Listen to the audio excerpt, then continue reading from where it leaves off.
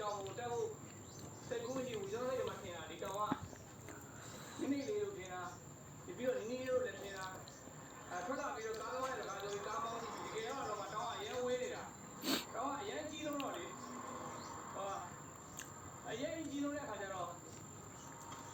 နီးလေးလို့ထင်ရတာတကယ်တော့မဟုတ်ဘူးတောင်ဝေးလုံးနေဒီကတောင်တွေကကြောက်တောင်တွေပဲကြောက်တောင်ဆိုတော့ကြောက်တောင်တွေဆိုတော့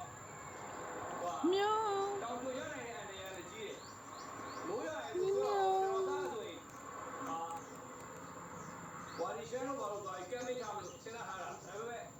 မနေ့ကလိုမိုးတာ喵耶喵喵ရဲအနေများတဲ့အတွက်耶ကျွန်တော်တို့ကကဲမိကြီးတွေကိုထည့်လိုက်ရတို့ကျွန်တော်ဒီကောကျွန်တော်လာကြည့်နေတောင်လေးတွေမှာကျွန်တော်စိတ်ကမရတော့喵喵喵喵喵喵မင်းတော်ကရန်ဝေးလုံးနေပြီးတော့မှဟိုတယ်လည်းမရှိဘာလို့မှမရှိဘူးတဲ့လူလာကက်